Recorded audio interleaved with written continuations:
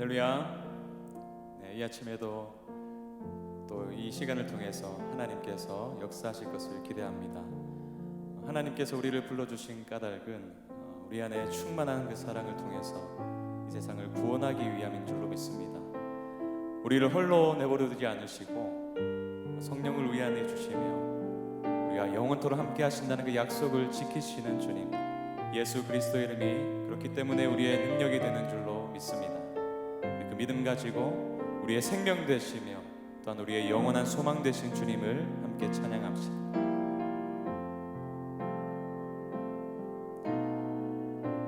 십자가를 참으신 어린 양 예수, 내 죄 씻어주시고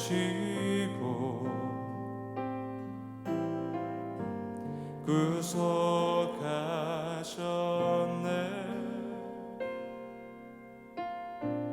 어둠을 물리치신 세상의 빛 예수, 영광의 빛 비추사 자유케 하시네.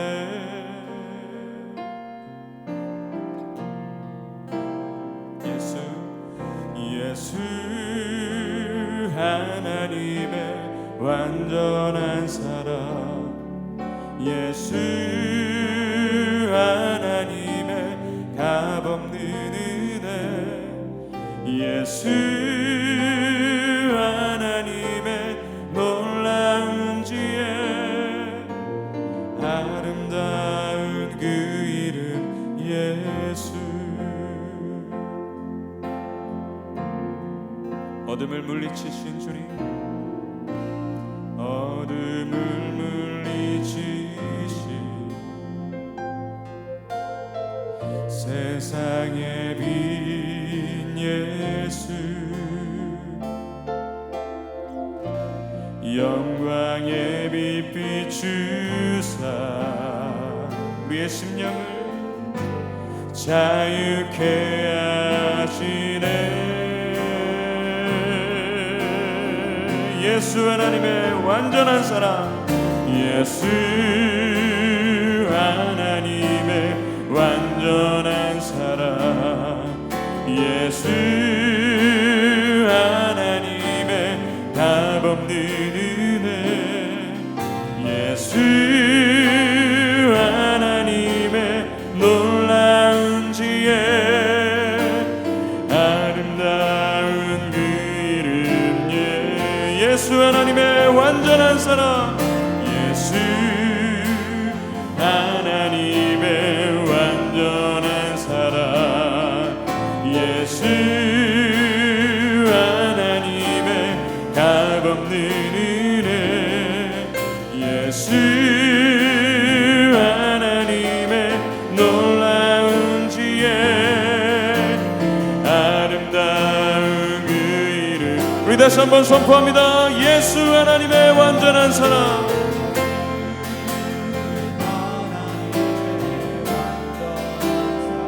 놀라운 은혜를 우리에게 주신 주님, 하나님의 값없는 은혜, 예수 하나님의 놀라운 지혜, 아름다운 그 이름 예수.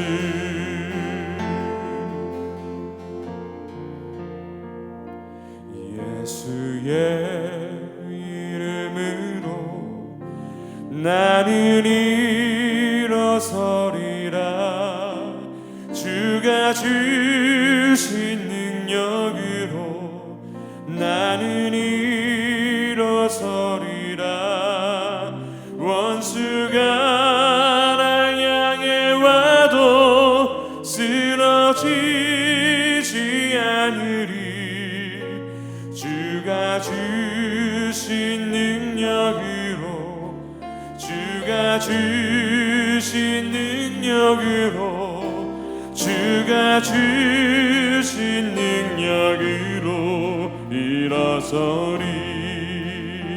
예수의 이름으로, 예수의 이름으로 나는 일어서리라. 주가 주신 능력으로 나는 원수가 날 향해 와도, 날 향해 와도 쓰러지지 않으리. 주가 주신 능력으로, 주가 주신 능력으로, 주가 주신 능력으로 일어서리. 주가 주신 능력으로, 주가 주신 능력으로, 주가 주신 능력으로, 주가 주신 능력으로 일어서리. 그 능력의 이름이 우리 안에 있음을 믿습니다. 그 능력의 이름, 소망의 이름으로 인해서 우리가 자리에서 일어나 주의 복음을 위해 살아갈 수 있을 줄로 믿습니다. 주님, 우리의 입술을 통해서 높임 받아 주시옵소서. 우리 입술의 증거를 통해서 영광 받아 주시옵소서. 예수의 이름만이 참된 소망임을 선포하게 하여 주시옵소서. 수많은 무리들 줄지어 그분을 보기 위해 따르네. 평범한 목수이신 그분 앞에 모든 무릎이 꿇어 경배하네. 모든 문제들 하나하나 죽음까지도 힘을 잃고 생명의 근원 되신 예수 이름 앞에 모든 권세들 굴복하네. 예수 이름 높이세, 예수 이름 높이세. 능력의 그 이름, 예수 이름 높이세. 구원의 그 이름, 예수 이름을 부르는 자, 예수 이름을 믿는 자, 예수 이름 앞에 나오는 자 복이 있도다. 나의 계획이 실패하고 나의 계획이 실패하고 나의 소망이 끊어질 때, 그럼에도 불구하고 우리에겐 소망이 있습니다.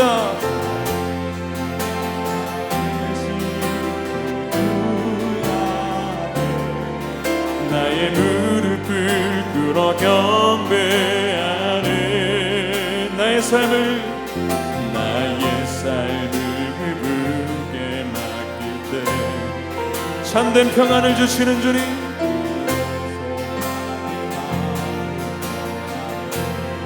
변하지 않는 구원의 반석이신 주님, 예수의 이름을 소리 높여 찬송하네. 예수 이름 높이세, 이름 높이세. 능력의 그 이름, 예수 이름 높이세. 구원의 그 이름, 예수 이름을 부르는 자,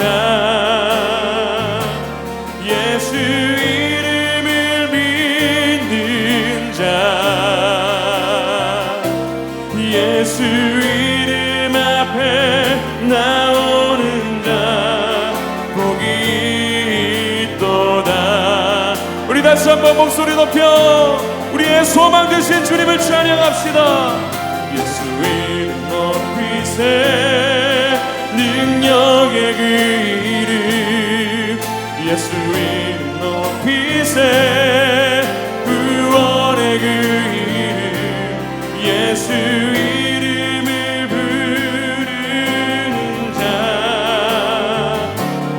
예수 이름을 믿는 자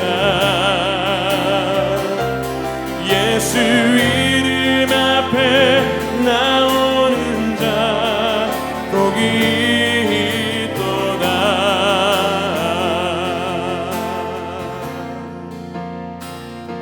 예수의 이름은 세상의 소망이요 예수의 이름은 천국의 기쁨일세.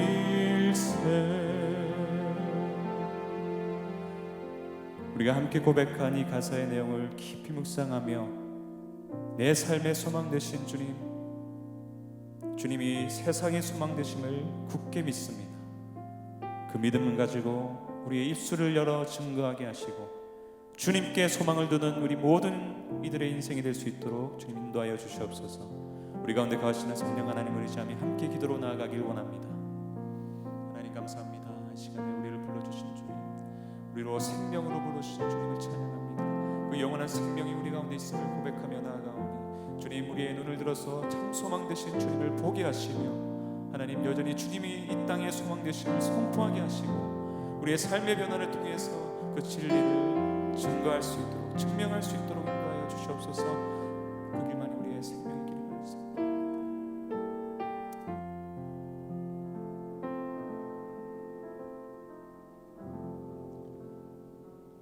인생이 어디서 와서 어디로 가는지도 모르고 죄 가운데 태어나서 죄 가운데 살다가 죽을 수밖에 없는 인생 여정에 하나님의 말씀으로 죽음 이후에는 하나님의 심판과 천국이 있다는 진리 앞에서 십자가만이 죄 용서함 받고 천국 가는 유일한 길임을 듣고 믿는 저희들을 약속의 땅인 천국으로 인도하여 주시는 하나님 아버지 감사합니다.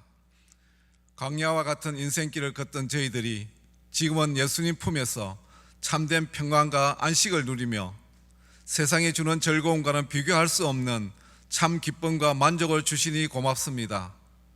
무사람 중에서 부족하고 자격 없는 저희들을 그리스도인으로 불러주신 하나님 아버지, 우리의 이웃들이 교회를 바라보는 시선이 따갑게 싸늘히 돌변한 코로나 시대에도 영암교회는 그리스도의 생명과 부활의 기쁨이 식지 않게 하시고 변치 않는 천국의 소망으로 교회는 모이는 곳이 아니라 흩어지는 곳이라는 확고한 믿음의 정체성을 가지고 세상으로 향하여 와서 복음을 들어보라고 강하게 담대히 외칠 수 있는 새생명 축제를 허락하시니 감사합니다.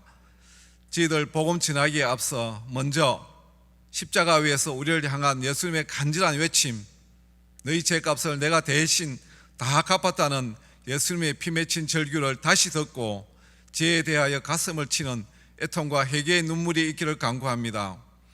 아버지, 한평생 갚아도 갚을 수 없는 분에 넘치는 아버지의 사랑과 은혜를 받은 자녀들이 십자가에서 찢어진 주님의 심장을 가지고 못 박힌 주님의 두 손과 두 발로 복음 전할 때 성령님 도와주셔서 잃어버린 한 영혼이 아버지의 곁으로 돌아오는 둘째 아들이 되어 아버지의 마음을 기쁘시게 하는 새생명 축제가 되기를 간절히 기도합니다.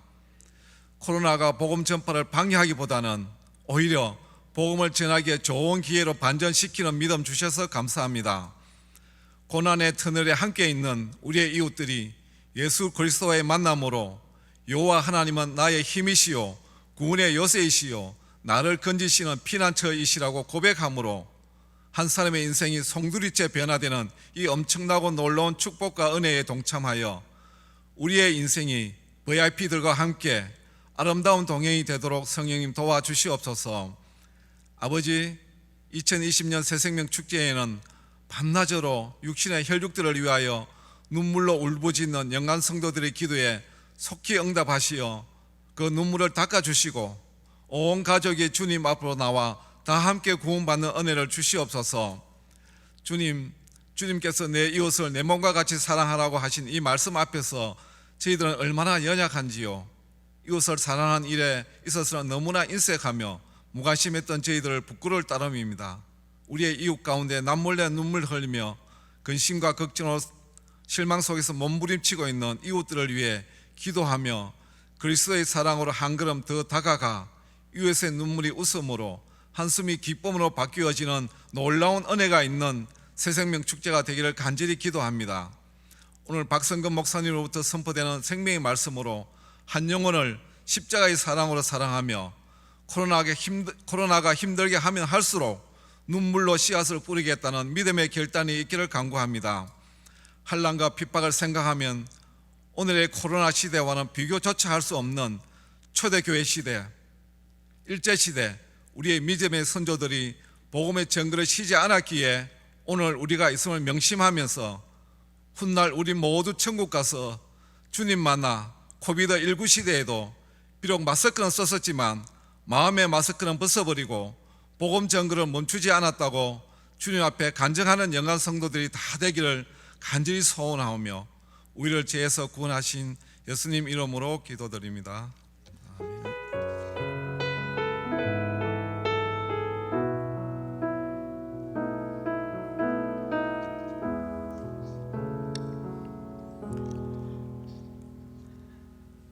오늘 새생명 축제를 앞두고 이틀간의 집회 마지막 날 주회전에 나오시고 또 각 가정에서 하나님 앞에 모이신 여러분들을 주의 이름으로 환영합니다. 가야에 오신 분들도 환영합니다. 어제 은혜 받았습니까? 예, 영상으로 이렇게 설교를 해도 이제 시대가 바뀌었죠. 참. 근데 그냥 뭐 했던 설교에서 따온 게 아니고 우리 영안교회를 생각하며 우리 김형국 목사님이 참 애를 많이 쓰신 흔적이 보여요. 설교를 준비하고 모든 것에서. 그래서 마치 여기 앞에 강단에 선 것 같은 그런 느낌을 받고 저도 개인적으로 어제 참 은혜를 많이 받았습니다. 김형국 목사님, 저도 서로 이름만 듣고 아직 교제할 기회가 없었는데 우리 박경호 목사님을 교제하고 계셨죠. 근데 어제 들어보니까 뭐 목회 철학이 참 비슷한 것 같아요. 코로나19로 인해서 많은 분들이 걱정을 하고 또 목회자들이 걱정을 하지만 저도 똑같은 생각이에요. 우리가 본질로 돌아가는 거죠. 옛날 시골에 제가 가끔 이렇게 자랄 때 보면 모내기 할 때 벼를 가릅니다. 그럼 약간 소금물에 이렇게 담궈요. 그러면 신기하게 똑같이 보이던 벼가 둥둥 뜨는 벼들이 엄청 많아요. 그거는 심어도 싹이 안 나요. 죽은 가라앉아 있는 묵직한 것만 딱 심는단 말이죠.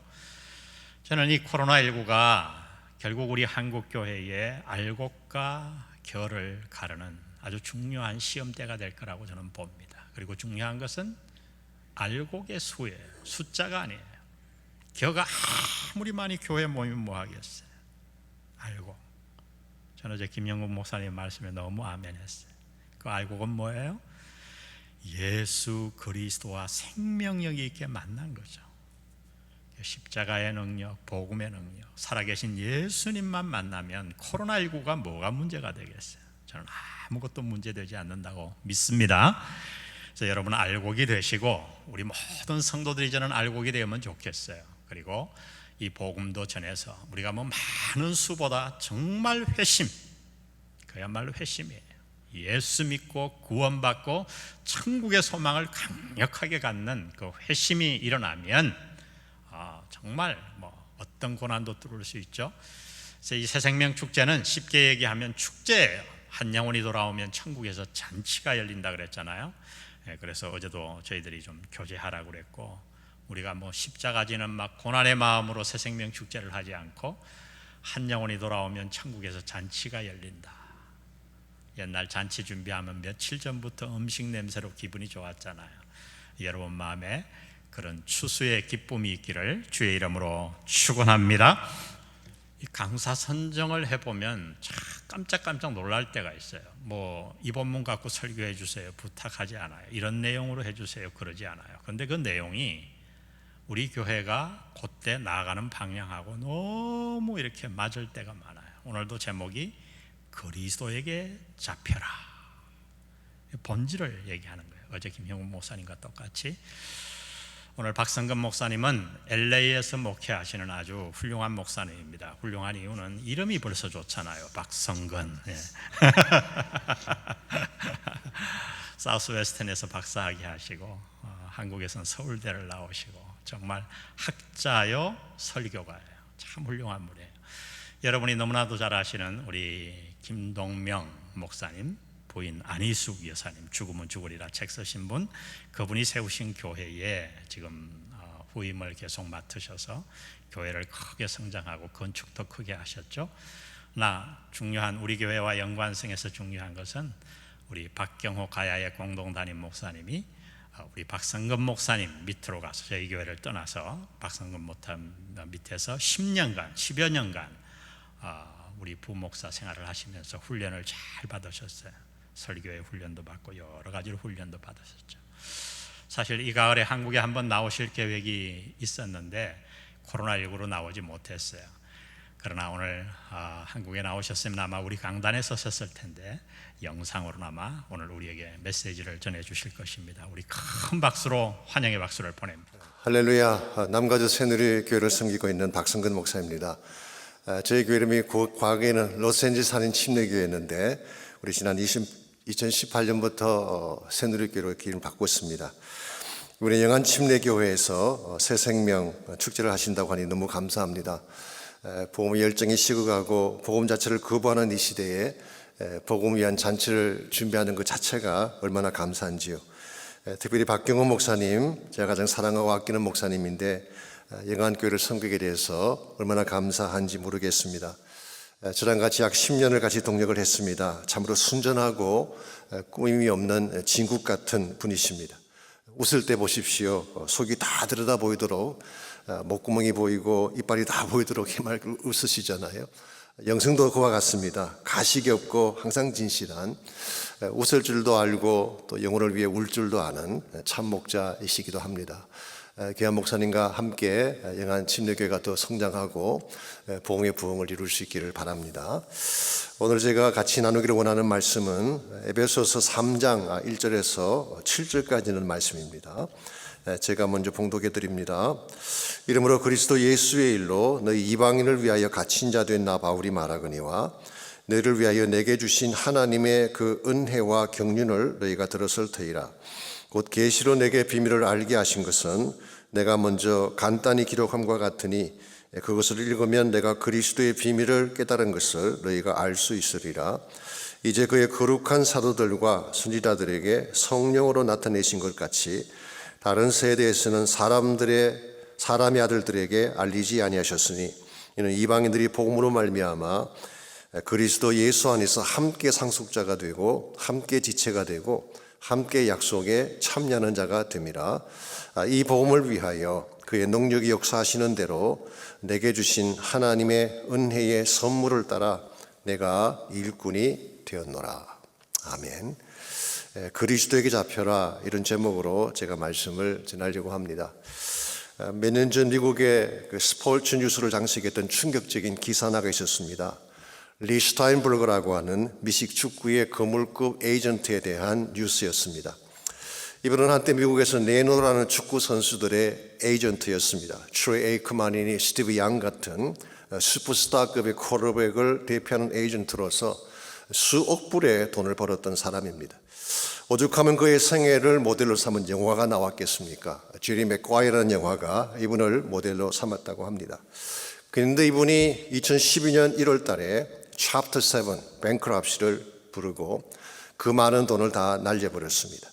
뿐만 아니라 이혼을 당하고 아무도 도와줄 자가 없는 빈털터리가 되고 말았습니다. 왜 이 지경이 되었을까요? 이유는 딱 한 가지입니다. 알코올 중독 때문이었어요. 이 보드카라고 하는 독주를 아침부터 저녁까지 입에 달고 다녔다고 합니다. 처음에는 본인이 술을 마신다고 생각을 했지만 결국은 술에 붙잡혀서 중독의 사슬에 묶이게 된 것입니다. 우리가 무엇에 붙잡히느냐가 참으로 중요합니다. 도박에 붙잡히게 되면 도박 중독자가 되는 것입니다. 술에 붙잡히면 알코올 중독자가 되고 마약에 붙잡히면 마약 중독자가 되죠.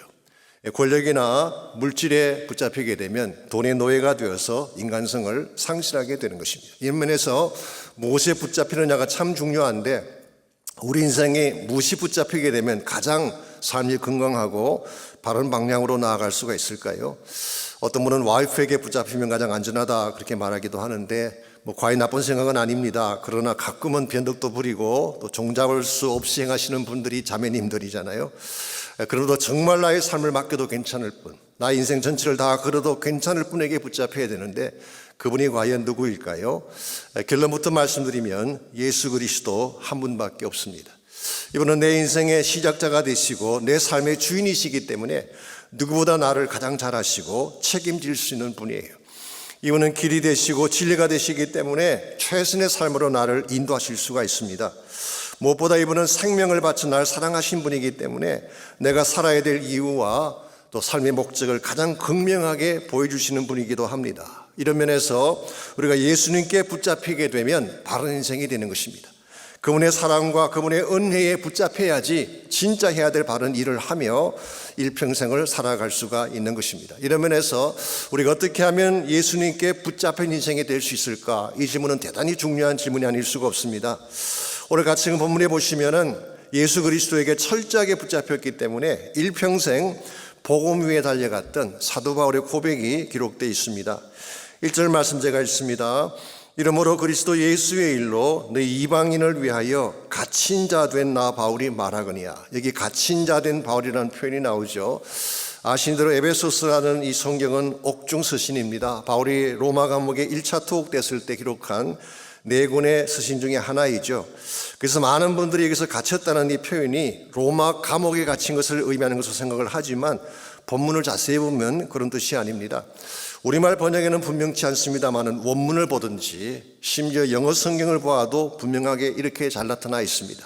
제가 영어 성경을 인용해 드립니다. I, 콤마 찍고 Paul, 콤마 찍고 The prisoner of Christ Jesus라고 되어 있어요. 그러므로 The prisoner, 이 붙잡혔다는 이 단어가 예수 그리스도와 연결이 되어 있습니다. 그러므로 바울은 감옥에 갇힌 자가 아니라 예수 그리스도의 prisoner, 예수님에게 붙들린 자가 되었다 그런 뜻입니다. 외형상 보면 분명히 로마 감옥에 갇혀 있죠. 그러나 바울은 말합니다. 나는 환경에 갇힌 게 아니고 고난에 갇힌 게 아니고 어떤 제도나 시스템에 갇힌 것이 아니라 예수님에게 갇힌 자가 되었다. Prisoner of Christ Jesus. 사실 이것이 사도 바울의 인생을 변화시킨 굉장히 중요한 핵심이 되는 것입니다. 여러분 잘 아시는 바대로 바울은 한때 권력과 편협된 종교주의에 사로잡혔던 인물 아닙니까? 이 바리새인으로서 최고의 학문을 공부했던 사람, 혹은 종교 핵심 권력에 붙어서 많은 사람들을 잡아 죽이고 파괴했던 파괴적인 삶을 살았던 사람이 바로 사울이었죠. 옛날의 사울이죠. 그러므로 이 핍박자로 살았던 바울의 마음을 붙잡고 있었던 것이 무엇이었을까요? 진리였을까요? 하나님이었을까요? 아니라고 생각합니다. 정오심이었어요. 아니면 권세를 탐하는 야망이 그의 마음을 붙잡고 있었을 가능성이 많습니다. 명분은 유대 종교를 위하고 하나님을 위한다고 말을 했지만 실상 바울의 마음속에는 정오심이 꽉 차 있었어요. 권력의 욕심이 가득 차 있었어요. 이와 같은 바울의 인생이 행복했을까요? 결코 행복할 수가 없습니다. 만족했을까요? 만족할 수가 없습니다. 열심히는 뛰었지만 그 또는 삶을 살 수밖에 없었던 거죠.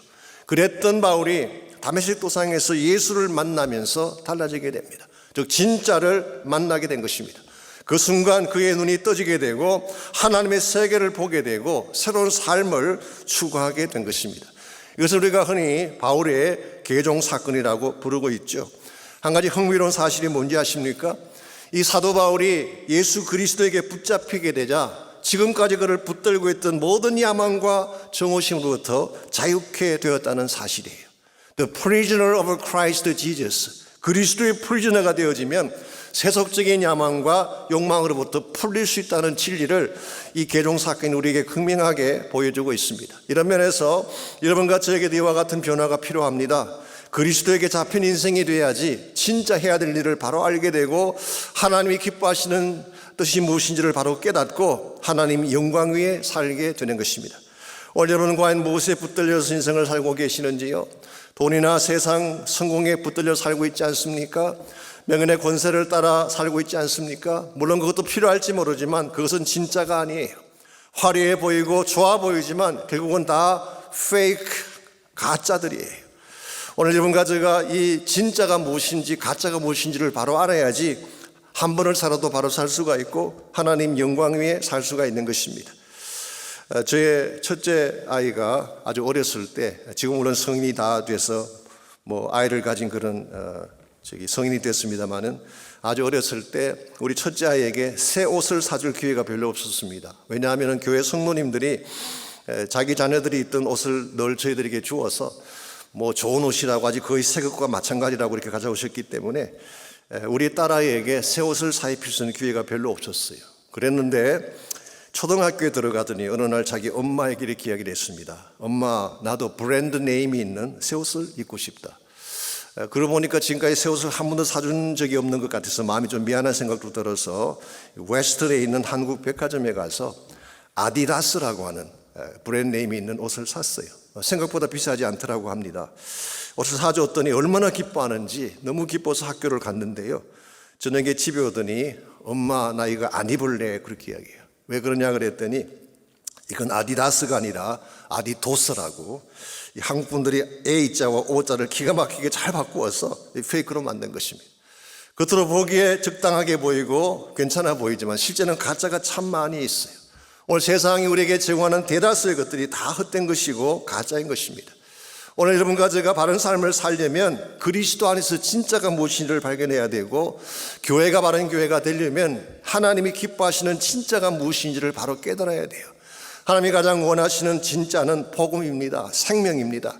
우리가 아무리 다른 것들을 많이 해도 이 복음에 헌신하지 않는다면, 생명 구원에 헌신하지 않는다면 개인의 삶도 의미가 없고 교회 가치도 없다고 말할 수가 있습니다. 이런 면에서 우리가 세상에 속아 사는 것이 아니라, 세상의 헛된 영광에 붙잡혀 사는 것이 아니라 그리스도에게 붙잡혀 삶으로 말미암아 하나님의 사랑을 깨닫고 그 능력을 깨달은 후에 주님이 가장 기뻐하는 삶을 향해 달려가야지 한 번을 살아도 바르게 살고 주의 영광 위에 살 수가 있는 것입니다. 자, 그렇다면 우리가 세상의 프리저너가 아니라 예수 그리스도의 프리저너, 예수 그리스도에게 붙잡힌 자가 되어서 복음 위에 살아가려면 과연 무엇이 필요할까요?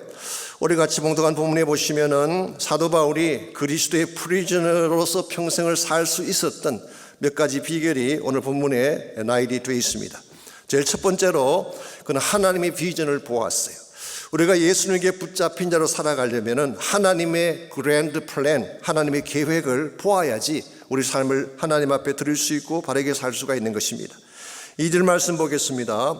너희를 위하여 내게 주신 하나님의 그 은혜의 경륜을 너희가 들었을 것이다. 오늘 본문에 은혜의 경륜이라고 하는 단어가 나오죠.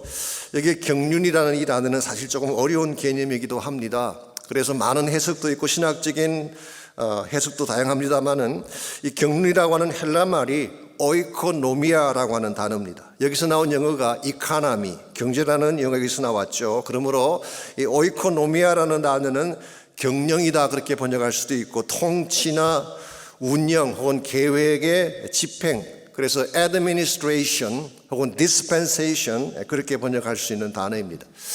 하나님의 경륜은 쉽게 말하면은 하나님께서 천지 만물을 창조하신 후에 그냥 내버려 두신 것이 아니라 하나님의 플랜을 가지고 하나님의 목적을 이루기 위해서 이 모든 것들을 추진하고 인도해 갔다는 것입니다. 이것을 우리는 경륜이라고 부르는 것입니다. 그런데 오늘 본문에서 바울이 소개하는 경륜은 뭔가요?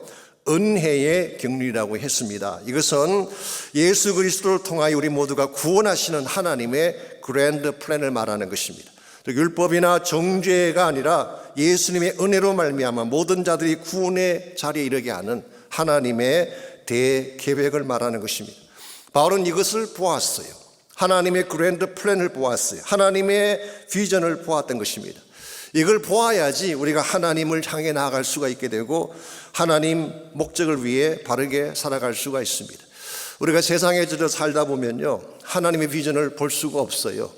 물질에 묶여 살고 세상 영광에 섞여 살다 보면 하나님의 진정한 비전을 볼 수가 없어요. 그런데 예수님께 들어와서 예수님께 꽉 붙들리게 되면 진짜 하나님이 무엇을 하시는지 그 비전을 보게 되는 것입니다.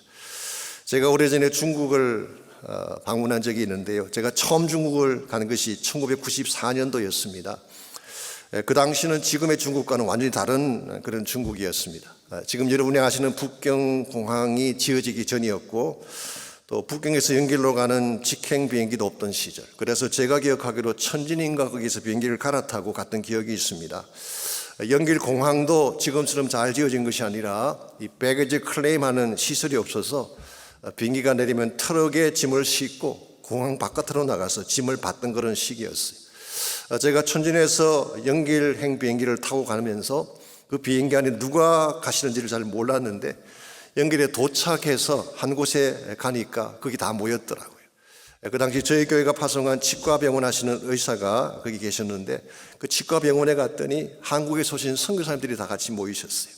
가서 보니까 온누리교회 하영조 목사님도 오셨고 온누리교회 선교팀들이 그곳에 같이 와 계셨습니다. 치과의사들인데요, 제가 그 치과의사들을 보니까 다 40대 초반이고 젊고 유능하고 만약 그분들이 한국에서 개업을 한다면 얼마든지 돈을 벌고 떵떵거리며 살 수 있는 그런 사람들인데 그 척박한 땅에 선교하겠다고 온 것입니다. 그 당시는요, 석탄으로 이렇게 그 불을 떼어서 온 도시가 뽀얗던 그런 시절, 맑은 물이 없었습니다. 물을 받아다가 하루를 두어야지 흙이 깔아앉고 물을 마실 수 있는 그런 지역이었어요. 이와 같이 정말 척박하고 형편없는 지역에 그 꽃다운 나이에 좋은 직장을 가질 수 있는 그 사람들이 왜 그곳에 왔을까? 제가 궁금해서 물었더니 그 중에 한 분이 이렇게 답을 하셨습니다. 예수님 만나고 났더니 돈 버는 게 재미가 없더래요. 뭘 해도 만족이 안 되더래요. 마치 태양을 본 자가 촛불에 만족할 수 없는 것처럼 예수님 만나고 났더니 뭘 해도 마음이 차지가 않더라는 것입니다. 그래서 그가 자기 남은 생애를 주의 영광 위에 살겠노라고 해서 여기까지 왔다는 그런 간증을 하셨습니다. 여러분, 주의 비전을 보지 아니하면 주의 나라 위에 살 수가 없어요. 예수님께 붙들려서 정말 하나님의 그랜드 플랜, 하나님의 큰 계획, 하나님 나라의 큰 그림을 보아야지 우리가 하나님 안으로 들어와서 참된 사역을 이룰 수가 있는 것입니다. 두 번째로 이와 같이 예수님에게 붙잡히려고 한다면은 하나님 나라 비전도 봐야 되지만 영적인 통찰력을 가져야 됩니다. 즉 하나님의 마음을 읽을 수 있는 영적인 인사이트죠. 이것을 가져야지 참으로 예수님께 붙들려서 바른 인생을 추구할 수가 있습니다. 3절에서 6절까지를 보십시오. 곧 계시로 내게 비밀을 알게 하신 것은 내가 먼저 간단히 기록함과 같으니 그것을 읽으면 내가 그리스도의 비밀을 깨달은 것을 너희가 알 수 있으리라. 이제 그의 거룩한 사도들과 선지자들에게 성령으로 나타내신 것 같이 다른 세대에서는 사람의 아들들에게 알리지 아니하셨다. 여기 보게 되면 하나님이 바울에게 계시로 비밀을 알게 하셨대요. 이게 비밀이라는 단어가 나오죠. 무스테리온.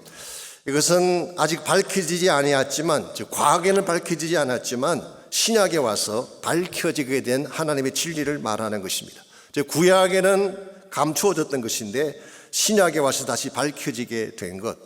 이 비밀의 내용이 뭘까요? 6절에 보시면 그 비밀의 내용이 소개되어 있습니다. 이는 이방인들이 복음으로 말미암아 그리스도 예수 안에서 함께 상속자가 되고 함께 지체가 되고 함께 약속에 참여하는 자가 되리라고 했습니다. 사실 이방인이라는 존재는 유대인들이 볼 때는 축복 바깥의 사람들이었어요. 아시는 대로 이방인들을 개 취급하지 않았습니까? 그래서 자기들과 아무 상관이 없다고 생각했는데 바울은 이방인들도 예수님 안에서 함께 상속자가 된다. co-heir, 함께 천국을 물려받는 상속자가 된다. 함께 지체가 된다. co-members, 그리고 함께 약속에 참여하는 자가 된다. co-participant in the promise. 이것은 굉장한 새로운 깨달음이라고 할 수가 있습니다. 이 말씀 속에 하나님의 깊은 심정이 잘 나타나 있어요. 하나님은 처음부터 이방인들을 포함해서 온 인류를 구원하기 위한 계획을 세우시고 정말 그들에게 마음을 쏟으면서 하나님은 지금까지 지나오셨는데 유대인들이 그것을 깨닫지 못했고 바울도 과거에는 그것을 알지 못했던 것입니다. 그랬는데 그리스도 안으로 들어와서 예수님께 붙잡히게 되면서 하나님의 깊은 마음을 알게 된 것입니다. 자, 이와 같은 영적인 통찰력은 무엇을 통해 우리에게 주어질까요? 오늘 3절과 5절을 보시게 되면 두 가지 영적인 통찰력을 갖는 채널이 나와 있습니다. 첫 번째가 계시를 통해 그랬어요. 계시를 통해. 곧 계시로 내게 비밀을 알겠다고 그러잖아요. 비밀을 알려면 계시가 필요해요. 여기서 말하는 계시는 하나님 말씀을 말하는 것입니다. 기록된 계시가 성경 아니겠습니까? 계시를 통해. 두 번째는 5절에 보면은 성령으로 나타내셨다고 했습니다. 이게 바로 영적 통찰력입니다. 하나님 말씀 속에는 하나님의 모든 것이 다 들어있죠. 하나님의 사랑, 하나님의 선택, 하나님의 준비하신 영원한 나라에 대한 모든 내용들이 말씀에 들어있습니다. 뿐만 아니라 성령은 하나님의 깊은 것까지 아시는 분이기 때문에 말씀과 성령을 통해서 우리 하나님의 뜻을 알게 되고 하나님이 진짜 마음에 품고 계시는 영적 세계의 비밀을 깨닫게 되는 것입니다. 이런 면에서 여러분과 제가 진짜 하나님 영광 위에 살려면은 영적인 통찰력을 가져야 돼요. 하나님이 무엇을 생각하시는지, 하나님 마음이 무엇이는지를 바로 깨달아야 되는데 참 안타깝게도 오늘날 많은 그리스도인들이 세상 일에는 참 밝습니다. 뭐 정치 동향이랄지 주식시장의 추세랄지 부동산 시장이랄지 이런 것들에 대해서는 굉장히 많이 알고 있어요. 그런데 막상 영적인 세계에 대해서는 무지한 사람들이 참 많습니다. 오늘 여러분과 제가 이 마지막 시대에 하나님의 복음을 전가하고 주의 사명을 감당하려면 영적 세계에 눈이 떠져야 돼요. 밝아져야지 되는 것입니다. 저희 교회 대학부 목사님 한 분이 언젠가 새벽 기도 설교 때 이런 말씀을 하셨어요. 이 대학생들은 질문이 많잖아요. 따지는 것도 많고 질문이 많은 그런 세대 아닙니까? 그래서 뭐 이런 질문도 던지고 여러 가지 많은 이야기를 하는데 한 번은 한 형제가 어떤 이렇게 물었대요. 목사님, 예수님께서 행하신 다른 기적은 다 이해가 되는데 한 가지 이해가 되지 않는 게 있대. 예수님 물 위로 걸어가신 건 이해가 안 된다고. 아무리 하나님이라고 하지만 물 위에 서게 되면 중력에 의해서 물에 빠져야 되는데 아무리 하나님이라고 해도 이건 이해가 되지 않는다, 그렇게 이야기했어요. 이 말을 듣는 목사님이 되물었습니다. 야, 그럼 하나님이 물에 빠지는 건 이해가 되니? 사실 그게 더 이해가 안 되죠. 하나님이 물에 빠지는 게 오히려 더 이상하잖아요. 오늘 여러분이 하나님의 세계를 논리로 풀려가면 안 되는 이유가 여기 있습니다. 나의 논리나 나의 이성으로 다 이해되지 않는 게 하나님이에요. 왜냐하니까 하나님은 나의 논리를 넘어선 초월적인 존재이기 때문에 어떤 면에서 이렇게 말할 수가 있습니다. 하나님이 나의 논리로 다 이해된다면 그건 이미 하나님이 아닐 수가 있어요. 정말 이해할 수 없는 것, 비밀 가운데 계시는 분, 하나님의 성령과 말씀을 통하지 않으면 볼 수 없는 하나님이 우리가 아는 하나님이에요. 그러므로 여러분이 정말 성경 속에 들어가서 하나님의 계시를 깨닫고 말씀을 깨닫고 하나님의 뜻을 바로 알려고 한다면 영적인 통찰력을 가져야 돼요. 나의 논리를 넘어선 하나님을 만나야지 참 하나님의 목적 위에 살 수가 있는 것입니다. 저희 교회는 양무리 모임이라고 해서 매주 이렇게 한 번씩 모여서 스몰 그룹이 나누는 그런 시간을 갖습니다. 지금은 저희들이 주일날 모이고 교회에서 모입니다만은 초창기에는 가정에서 모이는 그런 시간을 가졌습니다. 그때 제가 소속된 그 교구에 양무리 모임이 모인다 그래서 주중인데요. 그 양무리 모임에 참석을 했더니 평소에는 목자 되시는 집사님이 그 양무리를 인도하시는데 그날은 목자님이 직접 인도하지 않고 친구 한 분을 데리고 오셨어요. 그리고 그 친구로 하여금 간증을 하게 하셨습니다. 이 친구가 어떤 분이냐고 하면 소위 말해서 한국에서 인류대학을 나오고 인류고등학교, 인류대학을 나오고 아주 엘리트로 살던 그런 친구였습니다. 뭐 다 그런 것은 아니지만 보편적으로 그런 분들이 좀 뺀질뺀질해요. 그래서 이 형제도 아주 뺀질이과에 속하는 그런 사람이었습니다. 그래서 본인을 소개하면서 사실 부인 되는 자매님은 열심히 교회 나가는데 본인은 교회를 안 나간대요. 그래도 불구하고 1년에 한 3번 정도는 꼭 교회를 간답니다. 언제 가냐고 하면 우리 크리스마스, 부활절, 땡스기빙 이때는 부인이 밥을 안 해주기 때문에 밥을 얻어먹으려면 할 수 없이 교회를 가야 된대요. 이와 같이 해서 이제 교회를 1년에 한 3번, 4번씩 나가는 그런 형제였습니다. 그런데 평소에 교회 안 나가던 이 사람이 교회를 가면 꼭 직면하게 되는 상황이 하나 있습니다. 이 성도님들이 다가와가지고 자꾸 뭐 케어한답시고 왜 교회를 안 나오느냐, 앞으로 열심히 교회 나오자, 이렇게 말을 붙인대. 그럼 자기는 그게 너무너무 싫었대요. 그래서 일부러 기독교의 비리랄지 성경에 못 쓴다는 것들을 끄집어내가지고 알교를 시작하는 것입니다. 근데 본인의 설명에 하면 본인은 워낙 말을 잘하기 때문에 지금까지 누구하고 논쟁해도 져본 적이 없대. 백전백승이래요.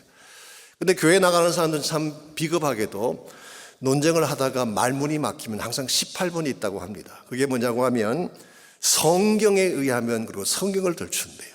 그럼 그때부터 이분은 성경을 모르니까 알교 포인트가 없어지는 것입니다. 그래서 그를 당하면서 마음속에 굉장히 좀 뭐라 그럴까, 분노 같은 게 생겼대요.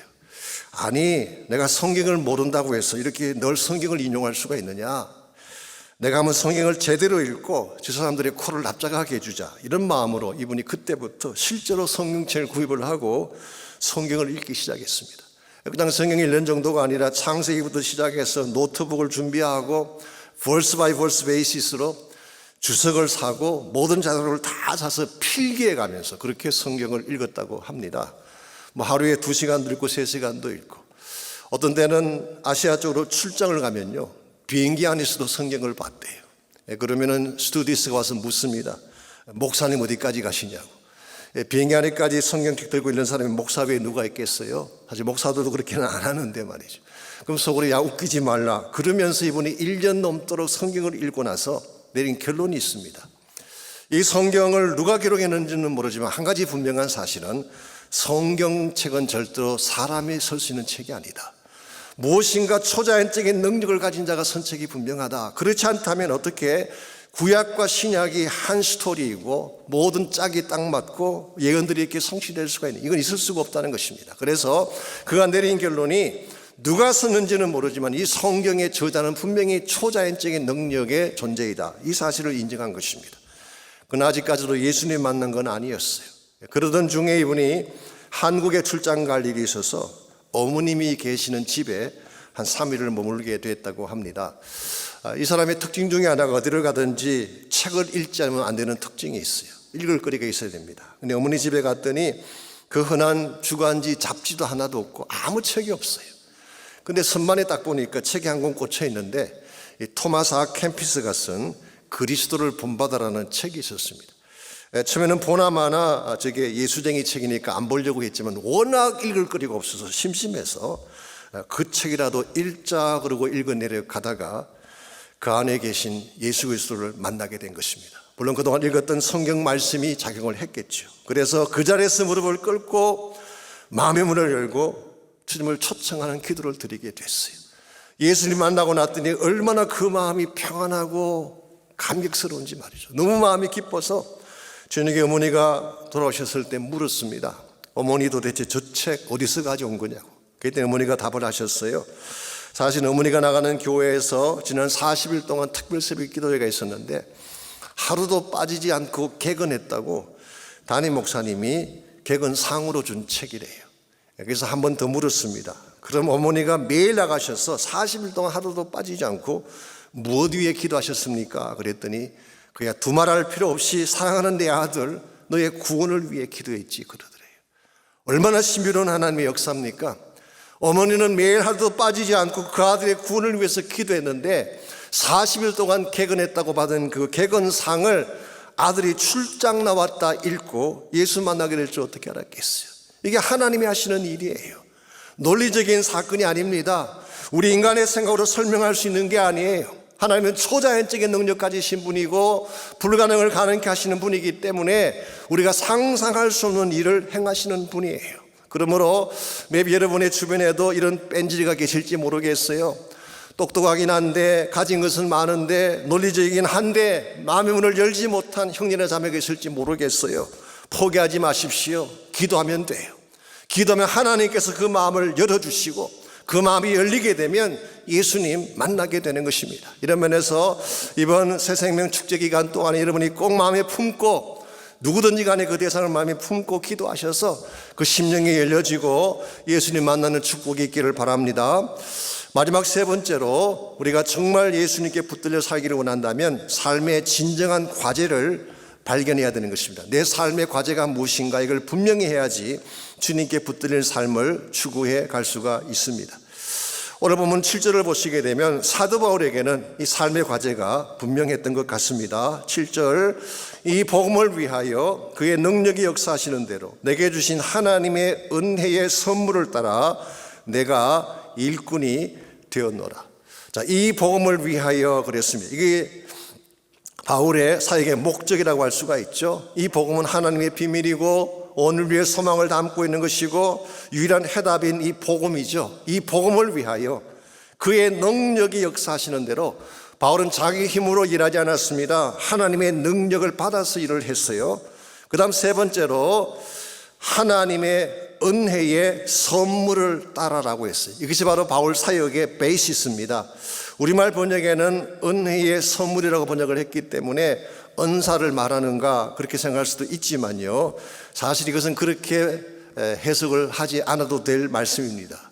그래서 이 은혜의 선물이라고 하는 것은 은혜라고 하는 선물, 그래서 the gift of the Spirit, 그렇게 해석해도 괜찮은 말씀이에요.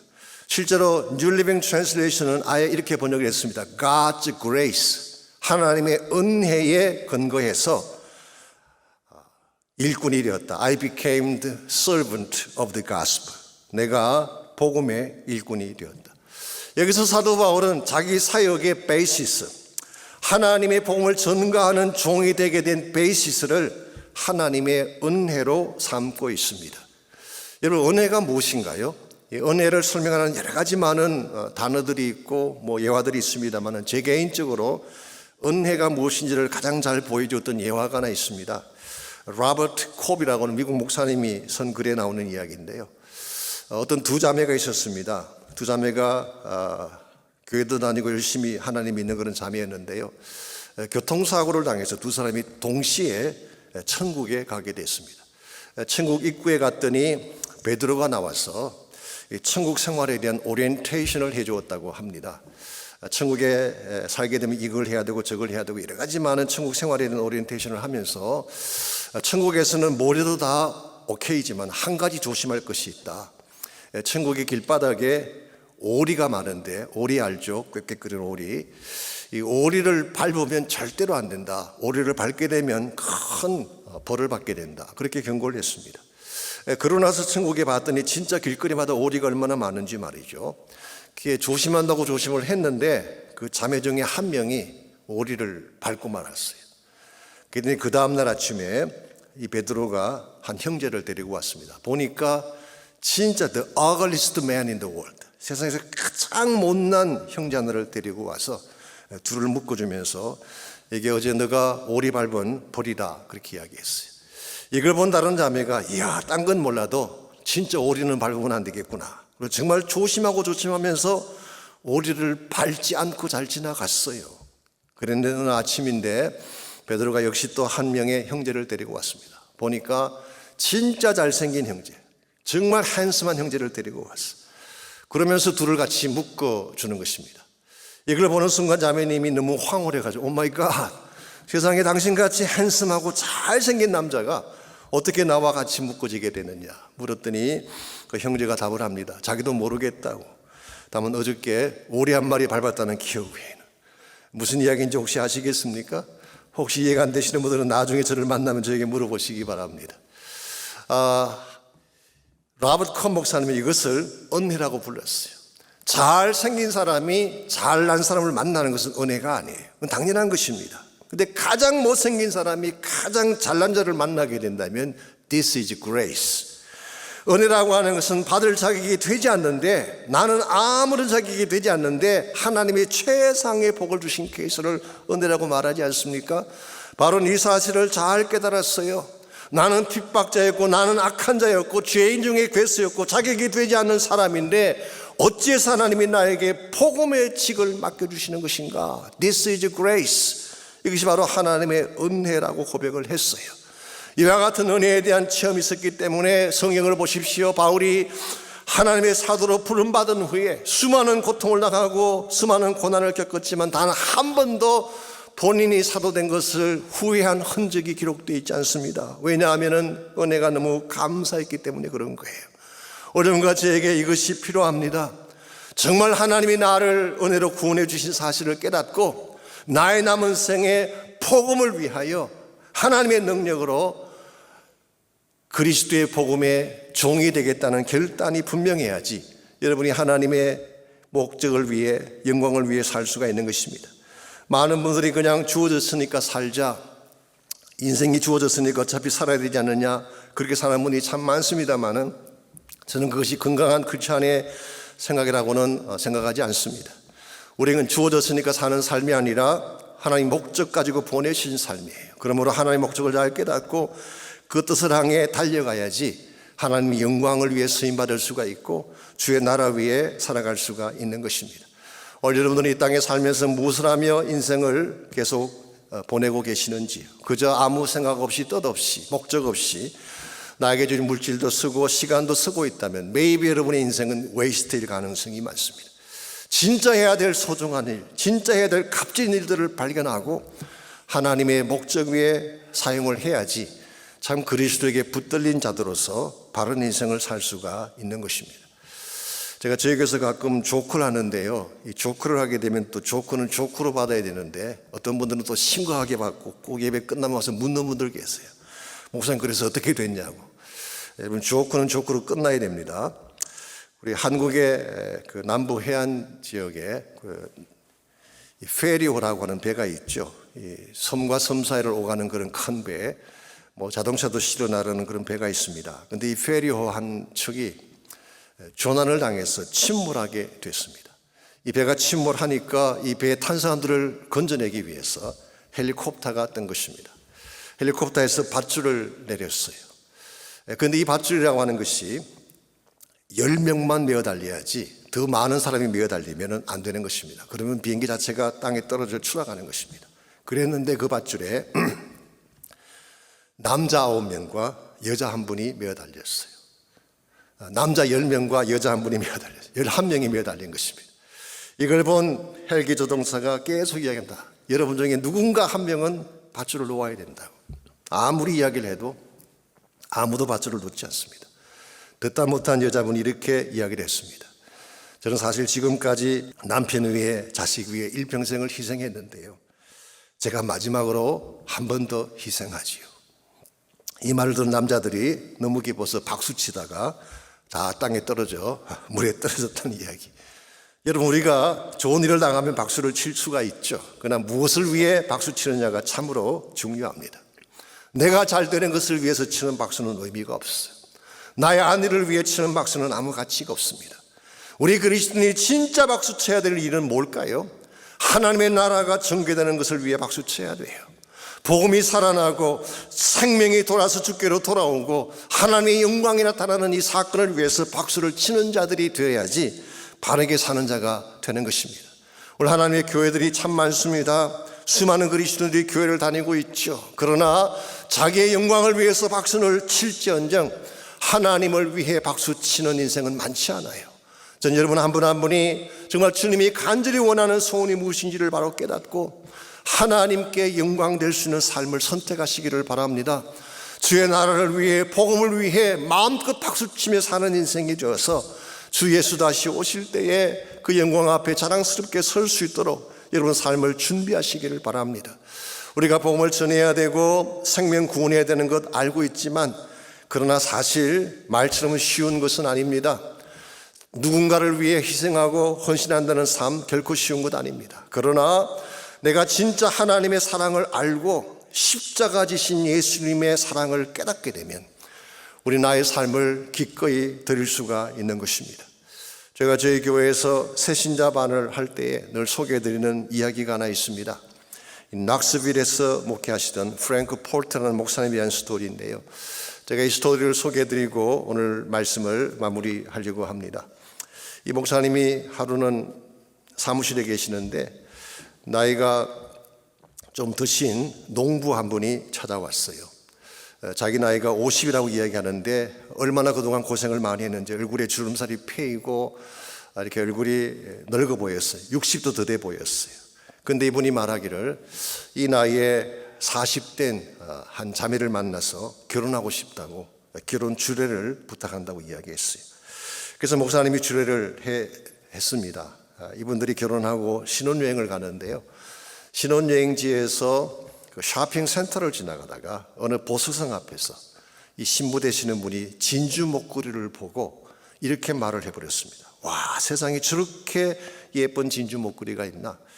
저런 목걸이를 목에 건 여자는 참 행복하겠지, 이런 말을 했어요.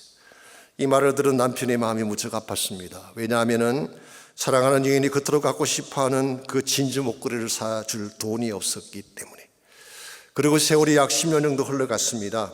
그 부인 되는 분이 몸이 좋지 않아서 병원에 갔더니 캔서에 걸렸다는 진단이 나왔고 몇 개월 밖에 살 수 없다는 진단을 받게 됐습니다. 마침 결혼 10주년이 돌아왔기 때문에 기념으로 식사를 하기 위해서 프랭크 폴트 목사님을 초청을 하고 같이 식사를 하게 됩니다. 식사가 시작되기 전에 남편이 부인의 눈을 감게 한 후에 목에 진주 목걸이를 걸어 주었어요.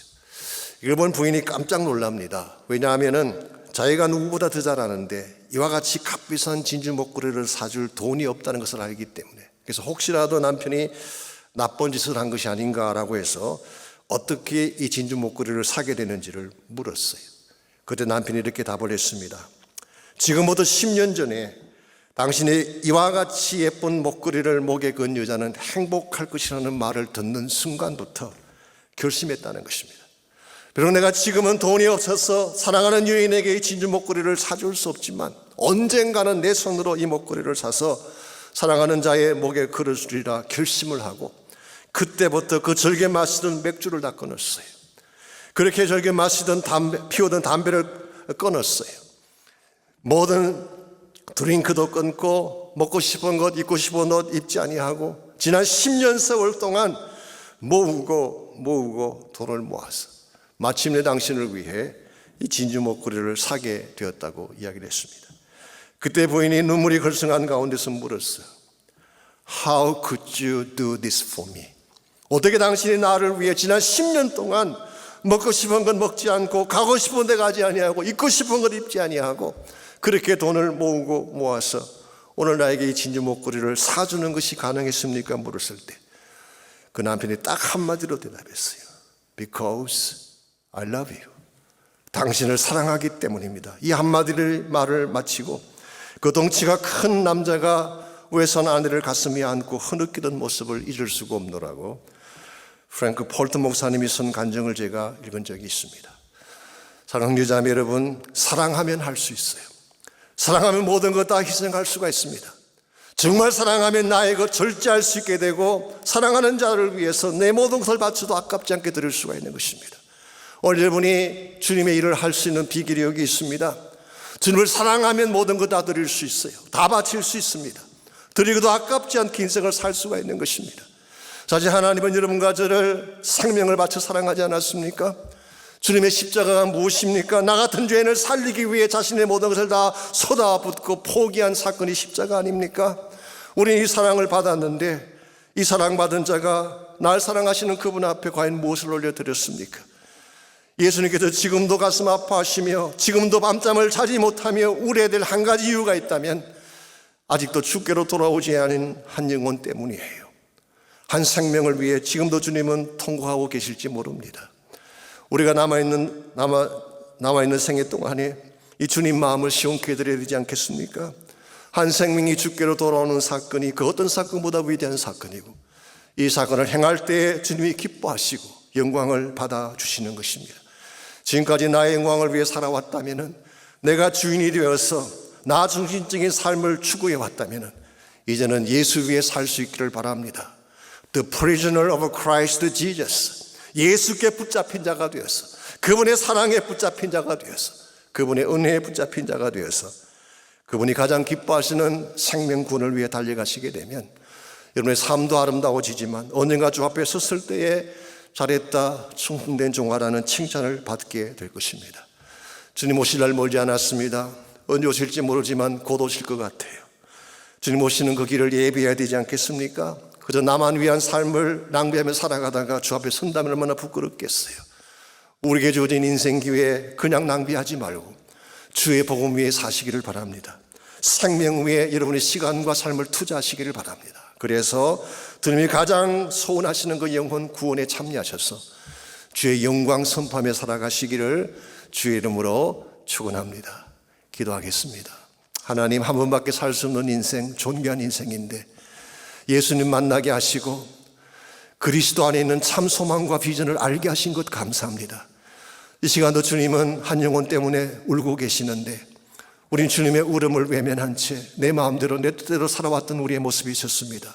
하나님 용서해 주시고 다시 한번 나의 전심을 주기로 향하게 도와주셔서 한 영혼 위에 한 생명 위에 살 수 있는 우리가 되게 하시고 참 생명을 그리스도 앞으로 인도함으로 말미암아 참 예수 믿는 사람답게 주의 영광 선포하며 달려가는 모든 주의 백성 되게 하여 주시옵소서. 예수님의 이름으로 기도하옵나이다. 아멘. 네, 우리에게 주어진 귀한 말씀 너무 감사한 마음이 들었습니다. 매해마다 새생명 축제를 통해서 사실 우리가 한 영혼을 살리는 그 사역을 하고 있지만 가장 먼저 은혜를 누리고 가장 먼저 그 사랑을 다시 한번 회복해 되는 것은 바로 우리인 것 같습니다. 이 시간을 통해서 우리의 마음이 먼저 하나님의 그 사랑으로 충만해질 수 있도록 하나님께서 언제나 기회를 주시는 것 같습니다. 우리에게 사랑이 없는데 사랑을 증거할 수 없다는 것이 너무나도 당연한 것입니다. 우리에게 다시 회복되어진 이 사랑의 마음을 가지고 이제 우리가 오늘 이 말씀처럼 함께 정말 예수 그리스도의 상속자가 되어지고 또 함께 우리의 지체가 되어야 하고 또 함께 약속에 참여한 자가 될 수 있도록 우리가 기도하는 그러한 모두가 되기를 원합니다. 그것을 꿈꾸며 우리가 먼저 이 찬양으로 고백하고 계속해서 기도하기 원합니다. 우리 함께 기도해 주 앞에 나와 무릎 꿇고 이 찬양 고백하실 때에 우리가 기도할 때 하나님이 역사하신다는 확신을 갖고 찬양으로 고백하겠습니다. 우리 함께 기도해 주 앞에 나와 무릎 꿇고 긍휼 베푸시는 주 하늘을 향해 두 손 들고 하늘 문이 열리고 은혜의 빗줄기 이 땅 가득 내리도록 마침내 주 오셔서 의의 빗줄기 우리 위에 부시도록 다시 한번 고백합시다. 우리 함께 기도해 주 앞에 나와 무릎 꿇고 긍휼 베푸시는 주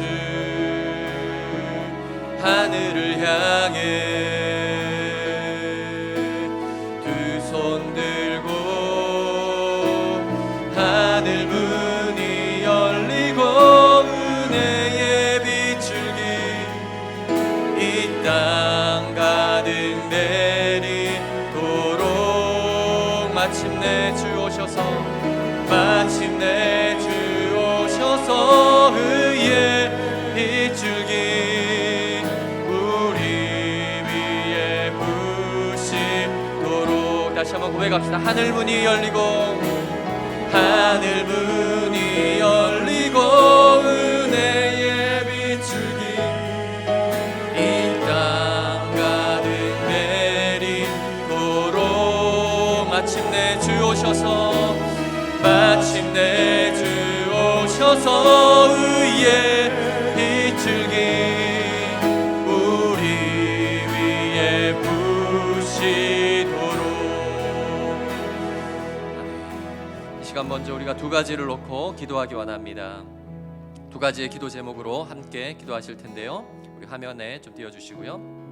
새생명 축제를 통해서 우리 온 성도가 한 마음으로 하나님의 비전을 바라고 결단하게 해달라고 기도하기 원합니다.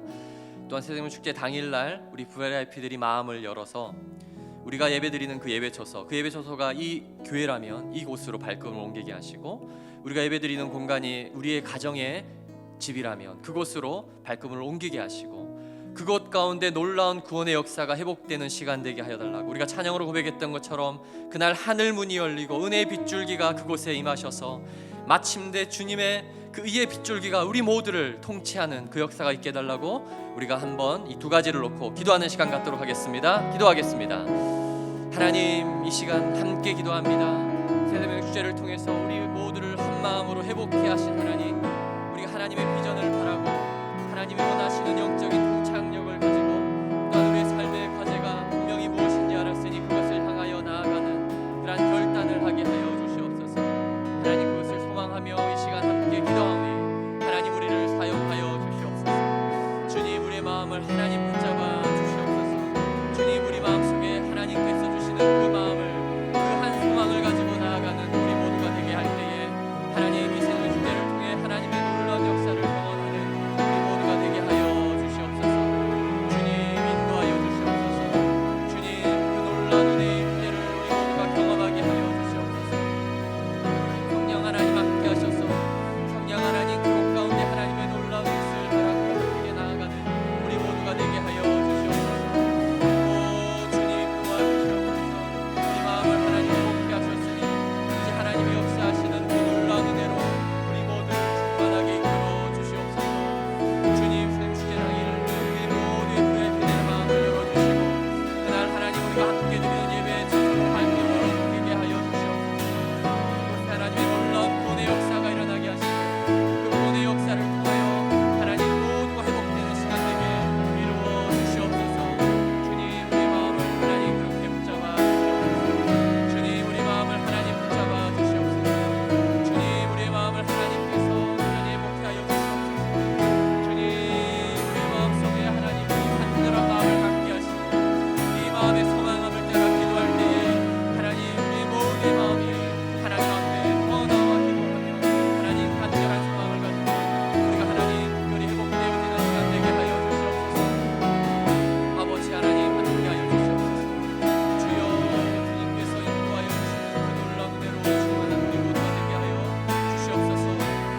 주님, 우리 함께 교회, 우리 함께 교회, 함께 교회 찬양합니다. 함께 기도해 주 앞에 나와 무릎 꿇고 긍휼 베푸시는 주 하늘을 향해 우리의 마음에 두 손을 들고 두 손 들고 하늘 문이 열리고 하늘 문이 열리고 은혜의 빗줄기 이 땅 가득 내리도록 마침내 주 오셔서 의의 빗줄기 우리 위에 부시도록 하늘 문이 열리고 은혜의 빗줄기 하늘 문이 열리고 은혜의 빗줄기 이 땅 가득 내리도록 마침내 주 오셔서 의의 빗줄기 우리 위에 부시도록.